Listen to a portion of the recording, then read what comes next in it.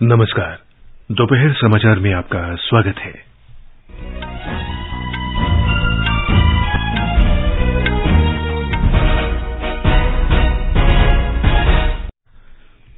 प्रधानमंत्री नरेंद्र मोदी ने कहा, प्रकृति का संरक्षण हमारी संस्कृति का हिस्सा। श्री मोदी ने मैसूरू में प्रोजेक्ट टाइगर के स्वर्ण जयंती समारोह को संबोधित किया। अखिल भारतीय बाघ गणना रिपोर्ट जारी की। गृहमंत्री अमित शाह अरुणाचल प्रदेश में अंजाव जिले के किबीथू में वाइब्रेंट विलेज प्रोग्राम का शुभारंभ करेंगे। विदेश मंत्री सुब्रमण्यम जयशंकर कल से युगांडा और मोजाम्बिक की यात्रा पर जाएंगे। सेना के जवानों ने जम्मू कश्मीर के पुंछ जिले में नियंत्रण रेखा पर घुसपैठ की कोशिश नाकाम की। आज ईस्टर मनाया जा रहा है। राष्ट्रपति, उपराष्ट्रपति और प्रधानमंत्री ने लोगों को शुभकामनाएं दी। ऑरलियंस मास्टर्स बैडमिंटन टूर्नामेंट के खिताबी मुकाबले में आज फ्रांस में प्रियांशु राजावत का मुकाबला मैग्नस जोहानेसन से होगा। और आईपीएल क्रिकेट में आज दिन में 3:30 बजे अहमदाबाद में गुजरात टाइटंस का मुकाबला कोलकाता नाइट राइडर्स से और शाम को हैदराबाद में सनराइजर्स हैदराबाद का सामना पंजाब किंग्स से होगा।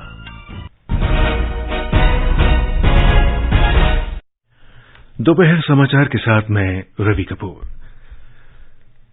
प्रधानमंत्री नरेंद्र मोदी ने कहा है कि प्रकृति का संरक्षण हमारी संस्कृति का हिस्सा है और वन्य जीव तथा पर्यावरण संरक्षण के अच्छे परिणाम दिख रहे हैं। मैसूरू में बाघ परियोजना के 50 वर्ष पूरे होने के अवसर पर आज उन्होंने कहा कि देश के कई समुदायों में प्रकृति और बाघों के संरक्षण की संस्कृति है। प्रोजेक्ट टाइगर को 50 वर्ष हो गए हैं। प्रोजेक्ट टाइगर की सफलता भारत के लिए ही नहीं बल्कि पूरे विश्व के लिए गौरव का विषय है। भारत ने टाइगर को न सिर्फ बचाया है बल्कि उसको फलने फूलने का एक बेहतरीन इकोसिस्टम दिया है। श्री मोदी ने कहा कि देश में 75 वर्ष के अंतराल के बाद चीते का जन्म होना इस बात का प्रमाण है कि देश में जैव विविधता बढ़ रही है। भारत की परंपरा, भारत की संस्कृति और भारत के समाज में बायोडायवर्सिटी को लेकर, पर्यावरण को लेकर जो हमारा स्वाभाविक आग्रह है और वही सफलता के अंदर छिपा हुआ है। हम इकोलॉजी और इकोनॉमी में कॉन्फ्लिक्ट नहीं मानते बल्कि दोनों के बीच कोएग्जिस्टेंस को महत्व देते हैं।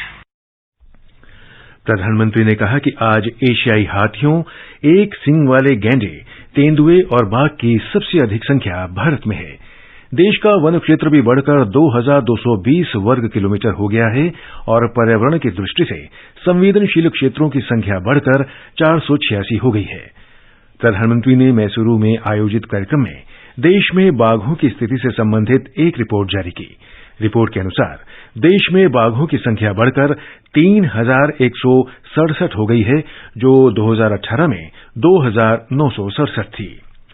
इससे पहले प्रधानमंत्री ने कर्नाटक और तमिलनाडु में बंडीपुर, तेप्पाकड्डू और मडुमलई बाघ अभयारण्यों का दौरा किया। उन्होंने हाथी कैंप कार्यबल के सदस्यों से बातचीत की और ऑस्कर विजेता वृत्तचित्र द एलिफेंट विस्पर्स में काम कर चुके वनकर्मी दंपत्ति बोमा और बेली से भी मुलाकात की। जिस द एलिफेंट विस्परर डॉक्यूमेंट्री को ऑस्कर मिला है वो भी नेचर और क्रिएचर के बीच के अद्भुत संबंधों की हमारी विरासत को दर्शाती है। मिशन लाइफ यानी लाइफस्टाइल फॉर एनवायरमेंट के विजन को समझने में भी आदिवासी समाज की जीवन शैली से बहुत मदद मिलती है। केंद्रीय गृहमंत्री अमित शाह कल से अरुणाचल प्रदेश के 2 दिन के दौरे पर जाएंगे। कल श्री शाह अरुणाचल प्रदेश के अंजाव जिले के सीमावर्ती गांव किबीथू में वाइब्रेंट विलेज प्रोग्राम का उद्घाटन करेंगे। श्री शाह अरुणाचल प्रदेश सरकार द्वारा golden jubilee border illumination programme के अंतर्गत किबीथू में बनाए गए 9 माइक्रो हाइड्रो प्रोजेक्ट का भी उद्घाटन करेंगे। विदेश मंत्री डॉक्टर सुब्रमण्यम जयशंकर कल युगांडा और मोजाम्बिक की 6 दिन की यात्रा पर जा रहे हैं।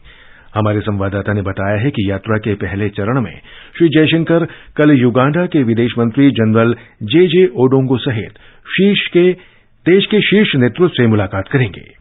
डॉक्टर सुब्रमण्यम जयशंकर जिंजा में राष्ट्रीय न्यायालयिक विज्ञान विश्वविद्यालय के अस्थायी परिसर का उद्घाटन करेंगे। इस विश्वविद्यालय का भारत से बाहर पहला परिसर स्थापित करने संबंधी सहमति पत्र पर दोनों देशों के बीच हस्ताक्षर होने की संभावना है। डॉक्टर जयशंकर युगांडा में सौर ऊर्जा वाली जलापूर्ति परियोजना के भूमि पूजन समारोह में भी शामिल होंगे। वे युगांडा में व्यापार और उद्योग जगत से जुड़ी हस्तियों को संबोधित करेंगे और भारतवंशियों से बातचीत भी करेंगे। विदेश मंत्री 13 से 15 अप्रैल तक मोजाम्बिक रहेंगे। किसी भी भारतीय विदेश मंत्री की ये पहली मोजाम्बिक यात्रा होगी। इस दौरान डॉक्टर जयशंकर मोजाम्बिक के शीर्ष नेतृत्व से भेंट करेंगे। वे संयुक्त आयोग के 5वें सत्र में मोजाम्बिक की विदेश मंत्री सुश्री वेरोनिका मकामो के साथ बैठक की सह अध्यक्षता करेंगे। डॉक्टर जयशंकर कई मंत्रियों और मोजाम्बिक की संसद के प्रतिनिधियों से भी मुलाकात करेंगे। समाचार कक्ष से निखिल कुमार।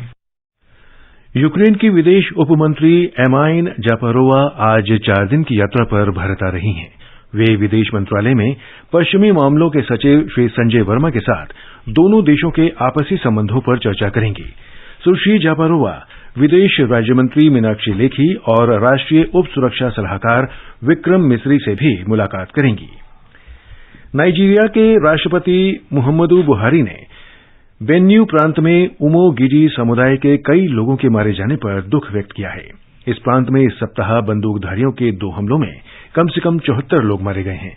अधिकारियों और पुलिस के अनुसार नाइजीरिया में पशुपालकों और किसानों के बीच हिंसक घटनाएं आम हैं। खेतीबाड़ी के इलाके बढ़ाए जाने से चारागाह का क्षेत्रफल कम रह जाने के कारण हाल के वर्षों में दोनों पक्षों के बीच संघर्ष काफी बढ़ा है। ये समाचार हमारी वेबसाइट newsonair.com/hindi और हमारे mobile app news on AIR पर भी उपलब्ध हैं। दोपहर समाचार में आपका फिर स्वागत है। वित्त मंत्री निर्मला सीतारामन अंतर्राष्ट्रीय मुद्रा कोष और विश्व बैंक की वार्षिक बैठकों के लिए अमेरिका के दौरे पर हैं। सोमवार से वाशिंगटन डीसी में अंतर्राष्ट्रीय मुद्रा कोष मुख्यालय में शुरू हो रही इन बैठकों में दुनिया भर के वित्त मंत्री और केंद्रीय बैंकों के प्रमुख शामिल हो रहे हैं। हमारे संवाददाता ने बताया है कि बैठक के क्रम में सुश्री सीतारामन G20 देशों के वित्त मंत्रियों और अन्य शिष्टमंडलों के प्रमुखों से भी मुलाकात करेंगी।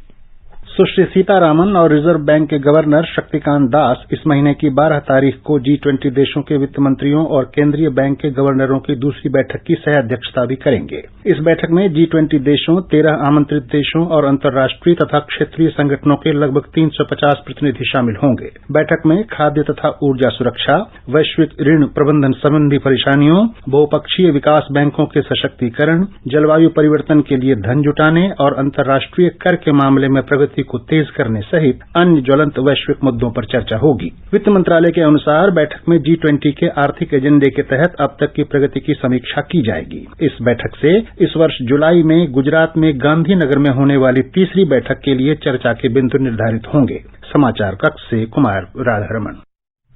केरल में कुमारकोम में भारत की अध्यक्षता में G20 देशों के विकास कार्य समूह की दूसरी बैठक आज दोपहर बाद संपन्न हो रही है। बैठक में भारत द्वारा प्रस्तावित कई विकास प्राथमिकताओं पर विस्तृत चर्चा की गई है। इन चर्चाओं से पूरी दुनिया में स्वच्छ ऊर्जा को अपनाने और इसके लिए हरित विकास संधि को अपनाने में मदद मिलेगी। पंजाब कांग्रेस के पूर्व नेता इंदर इकबाल सिंह अटवाल भारतीय जनता पार्टी में शामिल हो गए हैं। श्री अटवाल ने आज नई दिल्ली में भाजपा मुख्यालय में केंद्रीय मंत्री और भाजपा के वरिष्ठ नेता हरदीप सिंह पुरी की उपस्थिति में पार्टी की सदस्यता ली। श्री अटवाल जालंधर में लोकसभा उपचुनाव से ठीक पहले भाजपा में शामिल हुए हैं। जालंधर लोकसभा उपचुनाव के लिए अगले महीने की 10 तारीख को मतदान होगा। परिणाम 13 मई को घोषित होगा। जम्मू कश्मीर में सीमावर्ती पुंछ जिले में सैनिकों ने आज तड़के नियंत्रण रेखा के पास एक पाकिस्तानी घुसपैठिए को मारकर घुसपैठ की एक बड़ी कोशिश को नाकाम कर दिया। लेफ्टिनेंट कर्नल देवेंद्र आनंद ने बताया कि कल रात पुंछ जिले में नियंत्रण रेखा के पास शाहपुर में 3 संदिग्ध घुसपैठ की कोशिश कर रहे थे, लेकिन सेना ने इसे नाकाम कर दिया। उन्होंने बताया कि गोलीबारी के बाद एक घुसपैठिए का शव देखा गया, जबकि अन्य घुसपैठिए जंगल की ओर भाग गए। जम्मू प्रशासन ने कल नव प्रशिक्षित आपदा मित्र स्वयंसेवकों को 50 आपदा सहायता किट वितरित की। जम्मू जिले से ऐसे कुल 300 स्वयंसेवकों को आपदा प्रबंधन प्रशिक्षण दिया गया है। इसमें पानी से बचाव, बाढ़ के दौरान रस्सी से पार करना, पहाड़ पर चढ़ना और ऊंची इमारतों से लोगों को बाहर निकालने के प्रशिक्षण शामिल हैं। तीसरा जम्मू फिल्म महोत्सव कल जम्मू के अभिनव थिएटर में भव्य उद्घाटन के साथ शुरू हुआ। महोत्सव में 11 देशों की 50 फीचर फिल्मों, लघु फिल्मों और वृत्त चित्रों का प्रदर्शन किया जाना है। महाराष्ट्र में शिरडी हवाई अड्डे पर विमानों के रात में उतरने की सुविधा कल से शुरू हो गई है। नागर विमानन महानिदेशालय ने इस हवाई अड्डे को रात में लैंडिंग की सुविधा इस वर्ष फरवरी में दी थी। शिरडी से अगले 15-20 दिन में रात में भी नियमित विमान सेवा शुरू होने की संभावना है। महाराष्ट्र में कोंकण, विदर्भ और मराठवाड़ा सहित कई क्षेत्रों में पिछले 2 दिन से जारी बेमौसम बरसात से बागवानी और रबी की फसलों प्याज, गेहूं, अंगूर, मूंगफली के साथ काजू को भी भारी नुकसान पहुंचा है। राज्य के कुछ क्षेत्रों में ओलावृष्टि भी हुई है। उपराष्ट्रपति जगदीप धनखड़ कल विश्व होम्योपैथी दिवस के अवसर पर नई दिल्ली में एक सम्मेलन का उद्घाटन करेंगे। इसका आयोजन आयुष मंत्रालय की केंद्रीय होम्योपैथी अनुसंधान परिषद ने किया है। हमारी संवाददाता ने बताया है कि सम्मेलन का विषय है होम्यो परिवार, सर्वजन स्वास्थ्य, एक परिवार। सम्मेलन में परिषद और विभिन्न होम्योपैथी कॉलेजों के बीच सहमति पत्रों पर हस्ताक्षर किए जाएंगे। परिषद केरल सरकार के होम्योपैथिक निदेशालय के साथ भी सहमति पत्रों पर हस्ताक्षर करेगी। कार्यक्रम में एक वृत्त चित्र, एक पोर्टल और 8 पुस्तकों का विमोचन भी किया जाएगा। इस अवसर पर आयुष राज्य मंत्री सर्बानंद सोनोवाल और राज्य मंत्री डॉक्टर मुंजपारा महेंद्र भाई भी उपस्थित रहेंगे। आयुष मंत्रालय के अनुसार सम्मेलन में देश भर से होम्योपैथी अनुसंधानकर्ता, वैज्ञानिक, डॉक्टर, विद्यार्थी, उद्योगपति और होम्योपैथी संघों के प्रतिनिधि शामिल होंगे। सम्मेलन में होम्योपैथी नीति, होम्योपैथी के क्षेत्र में हुई प्रगति, अनुसंधान के साक्ष्य और उपचार से प्राप्त अनुभवों पर सत्र होंगे। मंत्रालय के अनुसार देश में 5 स्थानों पर क्षेत्रीय विश्व होम्योपैथी दिवस आयोजन होंगे। समाचार कक्ष से मैं नईम अख्तर। ये समाचार आकाशवाणी से प्रसारित किए जा रहे हैं।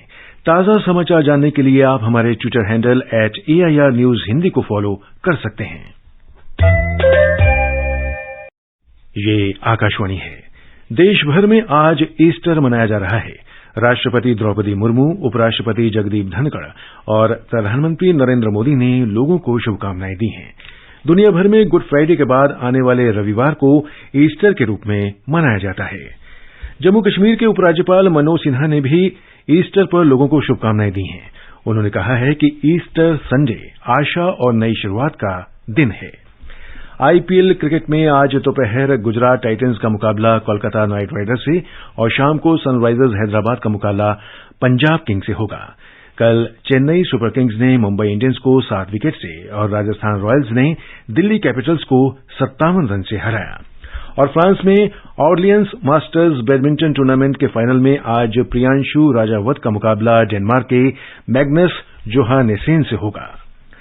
आकाशवाणी का समाचार सेवा प्रभाग कल रात 9:30 बजे अपने साप्ताहिक कार्यक्रम पब्लिक स्पीक में बढ़ते कोविड संक्रमण से निपटने की तैयारियां विषय पर हिंदी और अंग्रेजी में चर्चा प्रसारित करेगा। कार्यक्रम में नीति आयोग के सदस्य और कोविड प्रबंधन संबंधी अधिकार प्राप्त समूह के अध्यक्ष डॉक्टर वी.के. पॉल भाग लेंगे। इस कार्यक्रम का सीधा प्रसारण FM गोल्ड चैनल और अतिरिक्त मीटरों पर सुना जा सकता है। इस बीच देश में पिछले 24 घंटे में 5,300 लोगों में कोविड संक्रमण की पुष्टि हुई है और 3,726 मरीज कोविड से मुक्त हुए हैं। अंत में मुख्य समाचार एक बार फिर। प्रधानमंत्री नरेंद्र मोदी ने कहा, प्रकृति का संरक्षण हमारी संस्कृति का हिस्सा। श्री मोदी ने मैसूरू में प्रोजेक्ट टाइगर के स्वर्ण जयंती समारोह को संबोधित किया। अखिल भारतीय बाघ गणना रिपोर्ट जारी की। गृहमंत्री अमित शाह अरुणाचल प्रदेश में अंजाव जिले के कीबीथू में वाइब्रेंट विलेज प्रोग्राम का शुभारंभ करेंगे।